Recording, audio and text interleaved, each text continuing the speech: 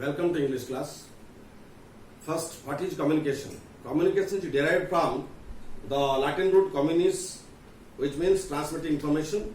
So it's clear that communication is the process of conveying message or information. It is a process of sending and receiving the information. There must be two, a sender and a receiver. Without anyone, communication is impossible. So there are different forms, different mediums of communication. Mediums of communication may be verbal and non-verbal. Verbal communication. Message conveyed with the help of language is called verbal message or verbal communication. It can be written and oral. Oral communication includes face-to-face conversation, telephonic talks, interviews, etc., which have been given to you. And in the notes you can find, I have sent to you. And written communication includes memo, minute resolution, etc., and the details you can search from the notes I have sent to you. And non-verbal communication, message conveyed with other means except language is called non-verbal communication. It can be discussed under three heads: visual, body language, and auditory. Visual, it includes sign, picture, color, design, graph, etc. And body language, it includes facial expression, gesture, posture, tone or voice, clothing, eye contact, and touching. And auditory, it includes sound, bell, tune, whistle. Okay. Now, types of communication. It implies methods, not means of communication. There are four types of communication. Number one, horizontal. Number two, vertical. Number three, interpersonal. Number four, grapevine. Now, let's discuss one by one. Horizontal communication, it implies the transmission of information between people and department and unit of equal rank in a business organization. It is called lateral communication. This is very necessary for smooth functioning of the organizational activities. Let's take an example. A communication among marketing manager, finance manager, operational manager of a company. That means the communication is between persons of equal rank and disposition, not of lower or higher rank, not between lower and higher rank, but between people of equal rank in a business organization. There are advantages of horizontal communication. There must be coordination, and it strengthens group effects, it reduces misunderstanding, there is interdepartmental communication, there is clarity in communication and dynamism in workplace. But there are also disadvantages. There are also disadvantages of horizontal communication. It is not free from defects. Then there is a rivalry between people of equal rank.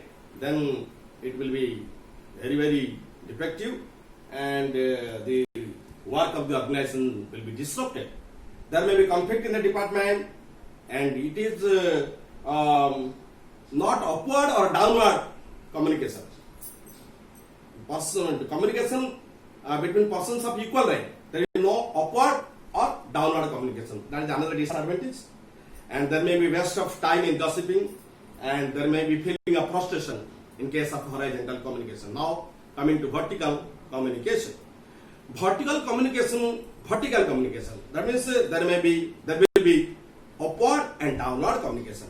From subordinates to the higher rank and from higher rank to the subordinates. The communication will take place in a business organization or in an office. For example, the head of the departmental head to the assistant, from the general manager to assistant manager, from assistant manager to the person who is subordinate to him, the communication will flow upward. Similarly, the communication will flow downward from the ordinary employee to the next rank, to the next rank, to the next rank. So from managing director to the employees, this is downward communication, and from employee to managing director, this is called upward communication. First, managing director, general manager, assistant general manager, departmental head, supervisor, employees and workers. One by one. So from employees, it will be transmitted to supervisor, from supervisor to departmental head, from departmental head to assistant general manager, from assistant general manager to general manager. This is called upward transmission. And so far as the downward transmission is concerned, from managing director to general manager, then to assistant general manager, then to departmental head, then to supervisor, then to employees or workers. So vertical communication has advantages you can find in the notes I have sent to you, and there are also disadvantages you can find from the notes. Then coming to interpersonal communication. Inter in Latin phrase means between.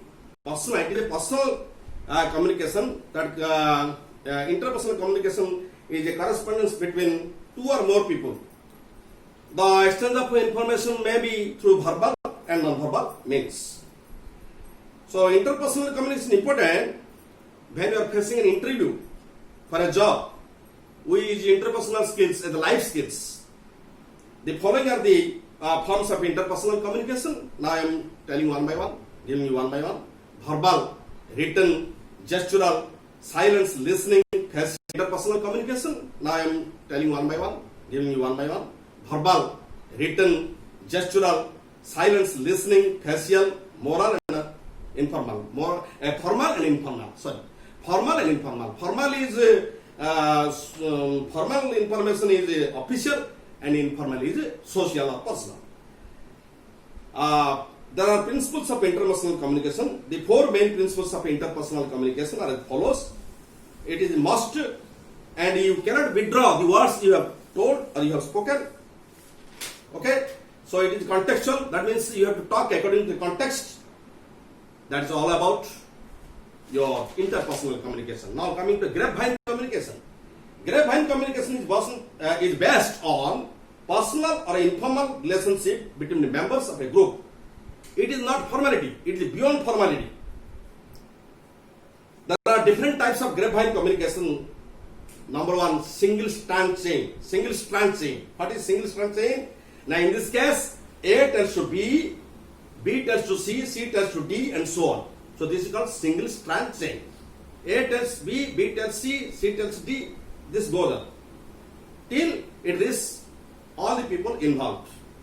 Then gossip chain. In this case, chain is just like a wheel. A person A will be in the center. Then he will communicate to B, C, D, E, F, G. Those who will be on the rims of the wheel. Okay, this is called gossip chain. You can find all the things in a note I have sent to you. Then probability chain, it is a random process. There is no systematic process in case of probability chain. Randomly, without any direction or method. Cluster chain. Cluster chain, in this cluster chain, person tells or gives information to the selected persons who may in turn pass the information to selected persons. A passes information to the group B, C, D. A passes information to the group consisting of B, C, D. A passes information to the group consisting of B, C, D. B transmits the information to the group consisting of E, F, G, H. And then C transmits or passes the information to the group consisting of J, K, L. And D passes information to the group consisting of M and O, P. This is called cluster. This is called cluster chain. In grapevine communication, this is called cluster chain. There are advantages of grapevine communication. There is easy circulation of information, and the grievance can be presented